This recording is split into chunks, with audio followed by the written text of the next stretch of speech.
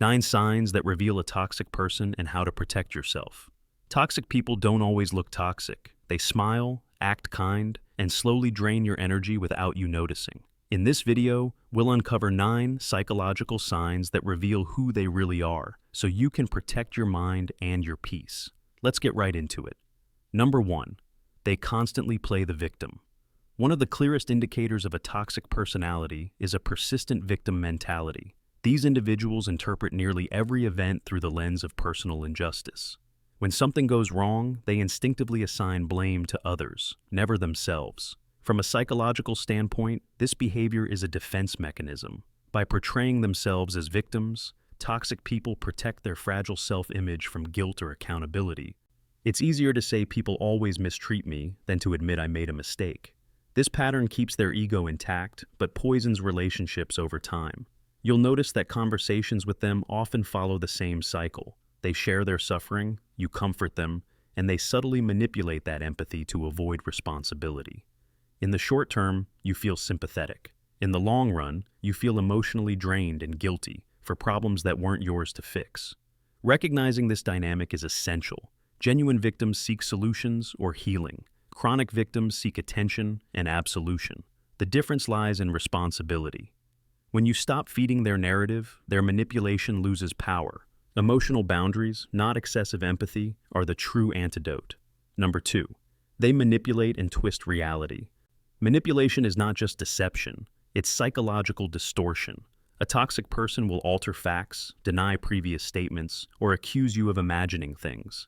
This form of manipulation is known as gaslighting, a technique designed to make you question your memory, perception, and judgment. Phrases like, "you're too sensitive," or "that never happened," are subtle but effective tools. Each time you accept one of these statements, your confidence in your own reality weakens. Eventually, you may start doubting your emotional reactions, wondering whether you are truly the problem. This confusion benefits them. By destabilizing your sense of truth, they gain control. If you can't trust your own mind, you're forced to rely on theirs. To protect yourself, verify facts outside their narrative. Keep written records, recall conversations independently, and notice emotional inconsistencies. Manipulation thrives in ambiguity. Clarity neutralizes it. The moment you start trusting evidence over emotion, their power begins to collapse. Number 3. They lack empathy. Empathy, the ability to understand and share another's emotions, is the foundation of healthy social behavior. Toxic individuals often lack this capacity, not necessarily because they are incapable of emotion, but because empathy interferes with their control strategies. In interactions, they interrupt, minimize your feelings, or redirect conversations back to themselves. When you express pain, they may respond with sarcasm or indifference. This isn't random cruelty. It's a way to assert dominance by emotionally invalidating you. Neuroscientifically, empathy involves the activation of mirror neurons that allow emotional resonance.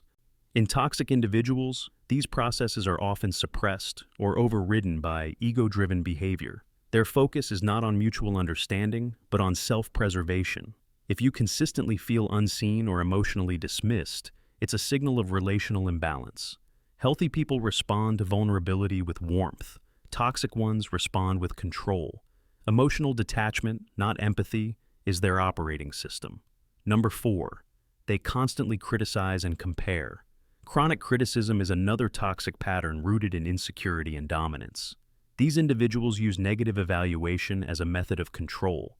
Instead of encouraging growth, their criticism undermines confidence. It often takes disguised forms. "I'm just being honest," "it's a joke," or "you should be more like them." On the surface, these statements sound harmless. But repeated exposure leads to internalized inadequacy, the feeling that you must constantly improve to deserve approval. Psychologically, this is a form of conditioning. They reward compliance and punish individuality. Over time, your self-esteem adjusts to their feedback, making you dependent on their validation. This dependency sustains their power. The corrective action is recognition and detachment. Feedback is constructive when it's objective, specific, and respectful. When it becomes repetitive, vague, or comparative, it's not feedback, it's control. You owe no loyalty to someone who gains confidence by eroding yours. Number 5. They violate your boundaries. Boundaries define where one person ends and another begins, emotionally, physically, and psychologically. Toxic individuals see boundaries not as limits, but as challenges to overcome. They interpret no as negotiation and treat privacy as optional. At the core of this behavior lies entitlement. They believe their needs, opinions, or emotions should override yours. This mindset often develops from early experiences where control equaled safety. But in adulthood, it manifests as disrespect. When you try to set limits, they may respond with guilt tripping, "I thought we were close," anger, "Why are you being so cold?" or passive aggression, "Fine, do whatever you want." The goal is to make you question the legitimacy of your own boundaries. But in healthy relationships, boundaries are not barriers. They are structures that protect trust. A person who respects you will adjust when you express discomfort. A toxic person will test those boundaries repeatedly because control, not connection, is their priority. Recognize that maintaining boundaries is not selfish. It's self-preservation. The way someone reacts to your limits reveals whether they respect your autonomy or seek to dominate it. Number 6. They spread negativity and gossip. Toxic people often maintain social power through shared negativity. They bond by criticizing others, spreading rumors, or constantly complaining.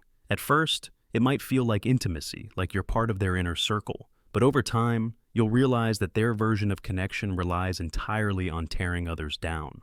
Psychologically, gossip offers temporary status. It gives the illusion of superiority and control in a social environment. But neurologically, consistent exposure to negative talk trains your brain for stress. Studies show that habitual complaining and judgmental speech activate cortisol responses, increasing anxiety and decreasing empathy. There's also a simple social truth. If someone constantly speaks badly about others, they will eventually do the same about you. Negativity is not selective. It's a habit. The solution is distance. Choose interactions that are solution-oriented, not problem-obsessed. Surround yourself with people who speak about ideas and progress, not about other people's flaws.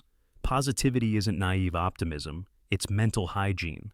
Number 7. They create drama and divide people. Drama is the oxygen of toxic relationships. When things are calm, they feel irrelevant, so they manufacture tension. They might exaggerate conflicts, misquote conversations, or share just enough information to provoke misunderstanding between others. This tactic is known as triangulation, creating conflict between two people while positioning themselves as the neutral or innocent mediator. The result? Chaos, confusion, and attention centered back on them. The psychology behind this is simple: control through conflict. When people around them are divided, they become the common point of reference, the one everyone talks to. It's a covert form of dominance disguised as helpfulness. If you notice recurring drama around a particular person, analyze the pattern. Do they amplify problems instead of resolving them? Do they frequently play the messenger? Healthy individuals aim for clarity. Toxic ones thrive in distortion. The most effective defense is emotional neutrality. Don't engage in gossip triangles or emotional baiting. Refuse the invitation to the chaos. Without your participation, their drama loses function. Number 8. They are emotionally inconsistent. One day they're affectionate, attentive, and warm. The next, they're distant, critical, or cold. This unpredictable behavior isn't accidental. It's a psychological strategy called intermittent reinforcement. In behavioral science, intermittent reinforcement is one of the strongest conditioning patterns known. When positive treatment is given inconsistently, your brain starts chasing it compulsively, much like a gambler pulling a slot machine lever, hoping for another win. Toxic individuals use this to create emotional dependency. You start focusing on regaining their warmth instead of recognizing their instability. The inconsistency keeps you anxious and invested, confusing emotional manipulation with emotional connection. Stable people bring clarity, even during conflict. Toxic ones bring confusion, even during peace. Their inconsistency isn't passion, it's control through unpredictability. The way out is observation and detachment. Once you see the pattern, the illusion of maybe they'll change begins to dissolve. Consistency, not intensity, is the real measure of emotional health. Number 9. They fake remorse but never change. When confrontation finally happens, toxic individuals rarely take responsibility. They perform it. Their apologies are structured to calm the situation, not correct the behavior. You'll hear phrases like, "I'm sorry you feel that way," or "I didn't mean it like that." On the surface, it sounds conciliatory. But linguistically, these statements redirect guilt. They express regret for your reaction, not their action. This is what psychologists refer to as pseudo-remorse, a behavioral mask that mimics accountability but lacks substance. The purpose is to reset emotional balance without real growth. Once forgiveness is given, they return to the same behaviors, proving that the apology was simply a control tactic. True remorse, by contrast, involves three measurable components: recognition of harm, acceptance of responsibility, and consistent behavioral change. If any of these are missing, the apology is emotional theater. You can test sincerity through time, not words. Does the person modify their behavior when no one is watching? Do they show genuine discomfort when their actions hurt others? Toxic individuals don't, because change would require confronting the very traits that sustain their control. When apologies become routine but progress remains absent, understand that you're not in a relationship built on respect. You're in a pattern built on manipulation. And recognizing that pattern is the first real step to breaking free. Number 10. How to protect yourself from toxic people. Recognizing toxic traits is only half the work. The other half is reinforcing your psychological immunity. Just like a virus, toxicity spreads through exposure and emotional susceptibility.